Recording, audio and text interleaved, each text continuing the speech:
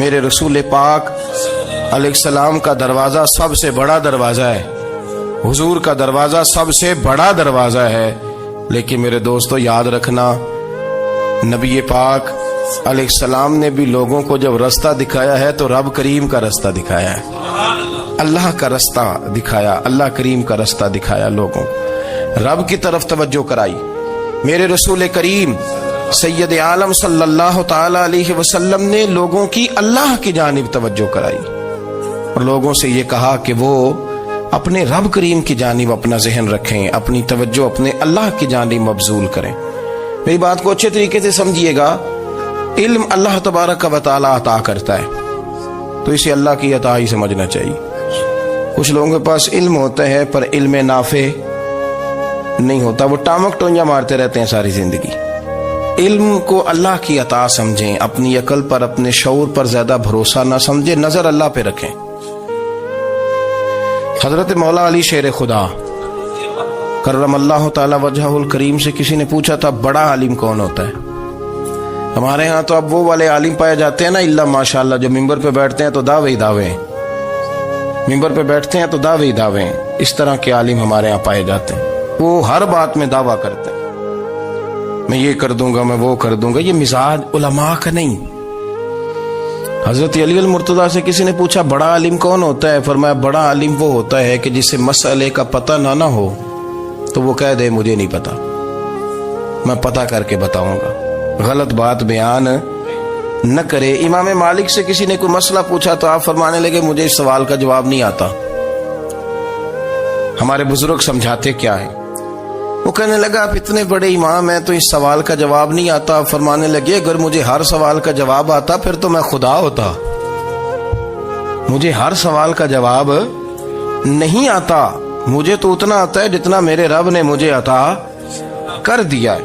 اپنی نظر اللہ پہ رکھیں، نکل آئیں اس معمے سے باہر کہ میں کوئی بلا ہوں، مجھے بڑا پتا ہے، میرے پاس 6 ڈگریاں ہیں، مجھے 10 جگہ پہ تدریس کا شغف حاصل ہے، اس سے نکلیں باہر۔ قرآن مجید دیکھیے گا، اللہ تعالیٰ نے ارادہ قدرت فرمایا کہ میں حضرت آدم کو بناؤں گا، پھر بنانے کے بعد فرمایا فرشتوں سجدہ کرو آدم کو، سب نے سجدہ کیا الا ابلیس ابا واستکبر وکان من الکافرین، سب نے سجدہ کیا سوائے ابلیس کے، اس نے انکار بھی کیا، تکبر بھی کیا اور کافروں میں سے ہو گیا۔ تو یہ جب اللہ تعالیٰ نے سجدہ کرایا تو کیسے کرایا؟ اللہ تبارک و تعالیٰ نے نا حضرت آدم کو علم سکھایا خود، وعلم آدم الاسماء کلہا، خود اللہ فرماتے ہیں کہ میں نے جناب آدم علیہ السلام کو تمام اشیاء کے نام سکھائے، سب اشیاء کے نام سکھائے۔ تو وہ چیزیں پھر میں نے نا، اللہ فرماتے ہیں میں نے فرشتوں پہ پیش کی، میں نے کہا کہ بتاؤ ان کے نام کیا ہے، تو فرشتوں نے جو جواب دیا وہ سمجھنے والا ہے۔ اللہ نے چونکہ خود علم سکھایا تھا حضرت آدم کو، جناب آدم سکھایا تھا، لیکن فرشتوں کو نہیں سکھایا تھا۔ تو اللہ کریم نے فرمایا فرشتوں اب یہ بتاؤ ان چیزوں کے نام کیا ہیں؟ تو فرشتے کیا کہتے ہیں؟ فرشتے عرض کرتے ہیں قالوا سبحانک لا علم لنا۔ آپ کبھی یقین کریں اس چیز کی لذت لیں تو مزہ آ جائے۔ کہا قالوا سبحانک، کہنے لگے تو پاک ہے، قالوا سبحانک، کہنے لگے تو بھئی آدم علیہ السلام کو نام سکھا لیے، پھر فرشتوں کے سامنے وہ چیزیں پیش کر کے کہا ان چیزوں کے نام بتاؤ، تو فرشتے کیا کہتے ہیں؟ کہتے ہیں قالوا سبحانک، تو پاک ہے، لا علم لنا، ہمارے پاس کوئی علم نہیں، الا ما علمتنا، ہمیں تو اتنا پتہ ہے جتنا تو نے ہمیں سکھا دیا ہے، ہمیں تو اتنا پتہ ہے جتنا تو نے ہمیں، لا علم لنا، ہمارے پاس کوئی علم نہیں ہے، اتنا ہی پتہ ہے جتنا تو نے ہمیں سکھا دیا ہے، اس سے زیادہ ہمارے پاس علم۔ اور یہ کیوں تو نے ہمیں جتنا سکھایا اتنا پتہ ہے؟ فرشتے یہ نہیں کہتے یا اللہ تو زیادہ سکھا، آدم کو دیا تو ہمیں بھی دے، یہ نہیں فرمایا، فرمایا انکا انت العلیم الحکیم، اے اللہ تو علم والا بھی ہے اور حکمت والا بھی ہے، تجھے پتہ ہے کس کو کتنا دینا ہے، جتنا تو نے مناسب سمجھا جناب آدم کو دیا، اور جتنا تو نے بہتر سمجھا وہ تو نے ہمیں عطا فرمایا۔ تو اگر آپ کے پاس علم ہے، کہیں نالج ہے، اس کو اللہ کی عطا سمجھے۔ ہمارے ہاں بہت سارے لوگ بن کے بیٹھ جاتے ہیں، میں اکثر کہتا ہوں کہ پھر وہ دعوے کرتے ہیں میرے علاقے والے جاہل ہیں، میرے شہر والے جاہل ہیں، میرے خاندان والے پڑھے نہیں، یہ آپ کا دعویٰ ہے، یہ آپ کو خراب کر دے گا۔ ہم نے بہت سارے ایسے لوگ دیکھے جو بہت بڑے عالم تھے، لیکن اللہ جب لینے پہ آیا تو عقل ہی لے گیا، شعور ہی چلا گیا، حافظے ختم ہو گئے۔ آپ دیکھتے ہیں بڑھاپے میں کچھ لوگ ایسے ہوتے ہیں کہ جن کو یہ بھی یاد نہیں رہتا کہ میرا نام کیا ہے، میں کہاں ہوں، مجھے کدھر جانا ہے۔ تو اس وقت سے اللہ کی پناہ مانگیں اور اپنی نظر اپنے رب کریم کی جانب رکھیں، اللہ کی جانب اپنی نظر کو مبذول رکھیں۔ دوسری بات، علم کے بعد ایک چیز آتی ہے جس کا نام ہے ہدایت، جس کا نام ہے تقوی، جس کا نام ہے پرہیزگاری، جس کا نام ہے عمل، عبادت، ریاضت۔ یہ بھی اسی وقت ہی نصیب ہوتی ہے جب میرا رب کریم نصیب فرما دیتا ہے۔ ہم نے نا نیکی کا اپنا اپنا سٹیٹس بنا لیا ہے، اپنا اپنا معیار بنا لیا ہے۔ کچھ لوگ کہتے ہیں کہ جناب مسجد میں سیمٹ کا توڑا دینے سے بہتر ہے کسی غریب کو آٹے کا تھیلا دے دو۔ اب اس نے اپنا مزاج بنا لیا نا نیکی کا، اس نے اپنا سٹیٹس بنا لیا۔ میرا یہ سوال ہے کہ نبی پاک صلی اللہ تعالی علیہ وسلم جب مدینہ شریف آئے تھے تو حضور نے سب سے پہلے غریبوں میں آٹا تقسیم کیا تھا کہ سب سے پہلے مسجد بنائی تھی؟ کیا عجیب لوگوں کا رنگ ہے، اپنی مرضی کی ہدایت، اپنی مرضی کا تقوی، اپنی مرضی کا معیار۔ مسجد کوئی بڑا چھوٹا خطیب بھی میری طرح کا ہو نا، تو وہ مسجد میں بیٹھ کے جب نبی پاک کی بات کرتا ہے تو کہتا ہے میرے رسول پاک غریبوں کا سہارا بن کے آئے۔ وہ غریبوں کی بات کرتا ہے، مسکینوں کی، لاچاروں کی، کمزوروں کی بات۔ تو مسجد ہی تو وہ ادارہ ہے جہاں سے غریبوں کی بات ہو رہی۔ تو اب لوگوں نے غریب کو اور مسجد کو لڑانا شروع کر دیا، اس کو لڑاؤ کہ مسجد میں پیسے دینے سے بہتر ہے آپ غریب کو آٹے کا تھیلا دے دیں۔ آپ یہ کیوں نہیں کہتے کہ مسجد میں بھی آپ توڑا دیں ایک سیمٹ کا اور ساتھ غریب کو بھی خدمت کریں؟ یہ کیوں نہیں تقویٰ؟ اپنی اپنی مرضی کا مزاج، اپنی اپنی۔ کچھ لوگ کہتے ہیں چھوڑو جی، ساری زندگی انسان نماز پڑھتا رہے اور پھر گالیاں بھی دیتا رہے، بندہ داڑھی بھی رکھ لے اور جھوٹ بولنا بھی نہ چھوڑے۔ تو یہ آپ نے اپنے پاس سے تقوی کا معیار بنایا۔ گالی دینے کا گناہ ہے اور داڑھی رکھنے کا ثواب ہے۔ تو اگر آپ داڑھی رکھے ہوئے ہیں اور آپ کوئی غلطی کر رہے ہیں تو اس سے آپ کی داڑھی کا ثواب ختم، اللہ کرے آپ کو سمجھ آئے میری بات۔ آپ کوئی غلطی کر رہے ہیں، داڑھی کا ثواب اس سے ختم، وہ اپنی جگہ پہ قائم ہے چیز۔ اپنی مرضی کا کیوں تقوی کا معیار بناتے ہیں؟ تقوی کا مزاج اپنی مرضی کا نہ بناؤ۔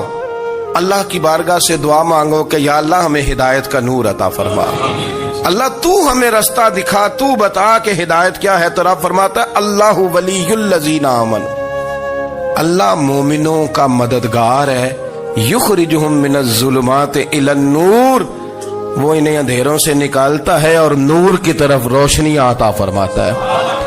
اندھیروں سے نور کی طرف اللہ لاتا ہے۔ اللہ ولی، اللہ مومنوں کا ولی ہے، وہ انہیں اندھیروں سے نور کی طرف نکالتا ہے۔ ہدایت ہمیشہ اللہ کی طرف سے سمجھے۔ جب وہ نماز کی توفیق دیتا ہے تو اپنے فضل سے دیتا ہے، جب وہ ذکر کی توفیق دیتا ہے تو اپنے فضل سے۔ ہم سمجھتے ہو جی فلانا نہیں پڑھ رہا بڑا بیوقوف ہے، فلانا نہیں پڑھ رہا، تو تم کیا اپنی عقل کے زور پہ پڑھ رہا ہے؟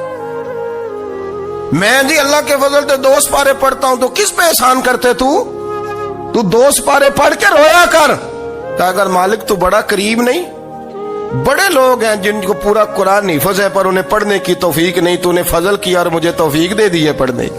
رویا کر، پڑھ کے رویا کر، راتی ساری کر کر زاری، وہ نیند اکھاں تھی توندے تے فجرے اوہی گناہگار کہاون سب تو نیوے ہوندے۔ مہربانی کریں، ڈریں، نیکی کریں تو پھر ڈریں، پھر احساس پیدا کریں، پھر اپنے اندر وہ کمزوری لائیں کہ توبہ توبہ مجھے تو پتہ ہی نہیں، تو جانتا ہی نہیں۔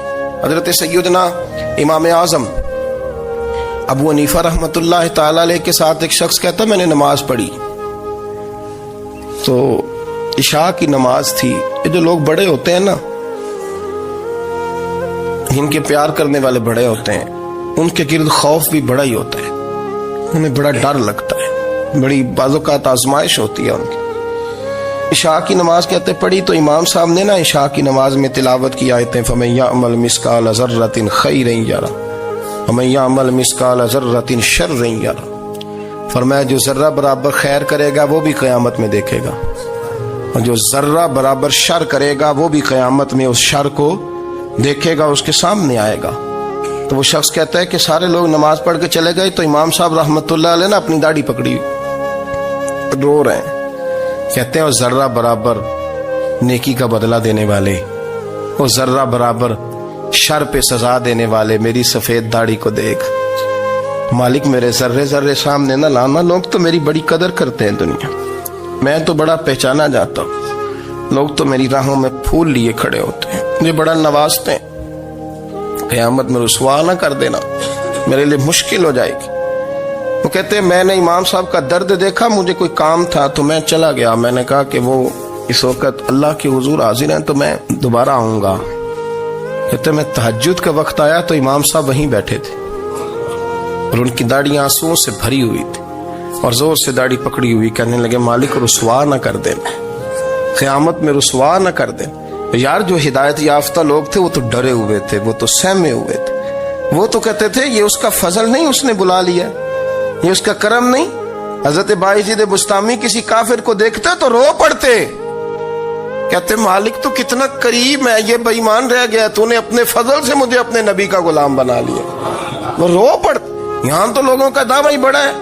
نمازی اللہ خیر فرمائے وہ تو دوسروں کو گھورتا ہے، وہ کہتا ہے جنت کا میں مالک ہوں، کنجیاں میرے پاس ہیں، میں کسی اور کو گھسنے نہیں دوں گا.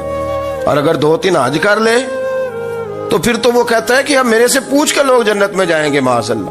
اور اگر وہ 2 4 5 7 دفعہ کوئی نفل پڑھ لے تو پھر وہ کہتا ہے چھوڑیں جی سارے لوگ بے عمل ہیں، میں اکیلا نیک ہوں. نہ ایسا کریں، اپنی توجہ اپنے رب پہ رکھیں، اپنی توجہ اپنے معین الملت والدین، عطائے رسول، ہند الولی، غریب نواز، خواجہ معین الدین چشتی، حضرت خواجہ اجمیر، شاہ اجمیر، والی ہندوستان. آخری عمر میں نا سارا دن روتے گزر جاتا، ساری رات روتے گزر جاتے، ذرا سی کوئی بات کرتا تو رو پڑتے، آنکھیں آنسوؤں سے بھری رہتی. کئی دفعہ اپنے بھی پریشان ہو جاتے ہیں نا کہ یار تو ایک بات کی جان ہی نہیں چھوڑ رہا. تو خواجہ قطب الدین صاحب بختیار کاکی سے لوگوں نے کہا کہ آپ مرشد سے بات کریں، اتنا بھی تو نہیں نہ رونا چاہیے، ہر وقت اس کے آنسو کی کریے. عاشق دا کام ہی رونا تونا تے بھی نہ رویو نہیں منظوری. یہ عاشق سدا ہی روندا رہندا ہے، پاویں وصل ہوئے تے پاویں دوری. ہر وقت رونے کا کیا مطلب ہے؟ تو خواجہ قطب صاحب کہتے ہیں میں قریب گیا تو میں نے پیر دبائے، میں نے کہا سونیا لوگ تو کچھ بھی نہیں کرتے، تو نے تو کمال کر دیا. 90 لاکھ آدمی مسلمان کر دیا، دنیا کچھ نہیں کرتی. تو نے 50 سال ساری رات مصلے پہ بیٹھ کے رب راضی کیا. تو شہزادہ تھا، حضور کی اولاد تھا، لیکن معین الدین تیرا ایک پلاٹ بھی نہیں. تو نے طالب علم پالے، انہیں غریبوں کو دیا، انہیں نوازا، کوئی شے نہیں تیرے پاس، ہر چیز تو نے. ساری رات روتے ہو، سارا دن روتے ہو. تو خواجہ قطب الدین صاحب کہتے ہیں میں نے جب عرض کیا تو خواجہ صاحب مجھے گلے لگا لیا، چیخ مار کے روئے. کہنے لگے قطب الدین پتر داڑھی سفید ہو گئی، جانے کا وقت آ گیا. جو تو نے نیکیاں گنوائی ہیں وہ ہیں صحیح میرے پاس، پر یار کی بارگاہ میں پیش کرنے کے قابل ایک بھی نہیں. تو بارگاہ تو دیکھ کتنی بڑی ہے، رسول کریم کی بارگاہ میں پیش کرنے کے قابل ان میں سے ایک بھی نہیں. تو آستانہ دیکھ کتنا بڑا ہے، کیا پیش کروں گا، کیا عرض کروں گا حضور کی بارگاہ میں، کس طرح. وہ یار جو بڑے تھے وہ تو ڈرے ہوئے تھے، سہمے ہوئے تھے، وہ تو بڑی آزمائش میں تھے.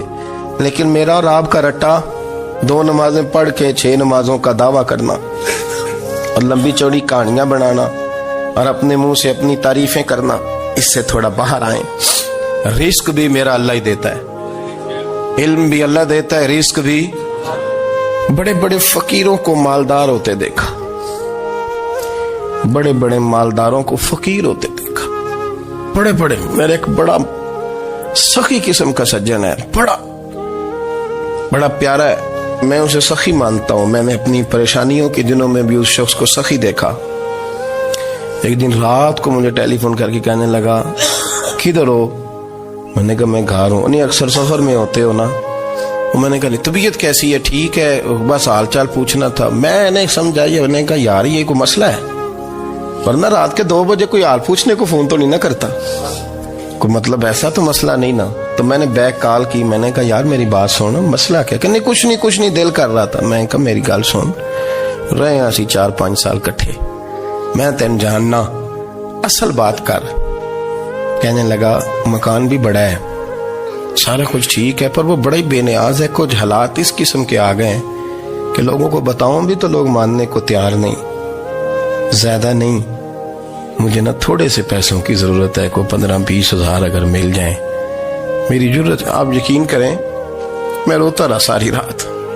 میں نے کہا مہربانہ تیرا کس طرح کرانگے, اس سے لے کے زمانہ استعمال کرتا تھا, پر بے پرواہی ویکھ نہ سجڑ دی, جتھے کسے دی پیش نہ جاوے انہیں تاجہ والے در در رولے تے منگتیاں تخت بٹھاوے. سجنا کسے نو کارا مل دئی, کوئی کعبے خالی آوے.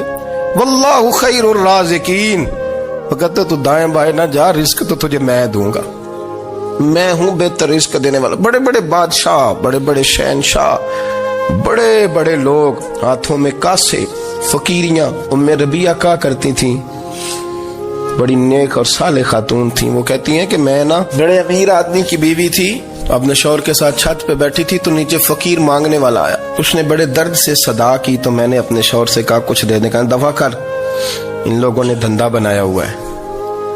کہتی میں میکے سے بھی بڑا مال لے کے آئی تھی, میرے ماں باپ بڑے امیر تھے, تو میں نے نا چوری اپنے خامہ سے نظر بچا کے بات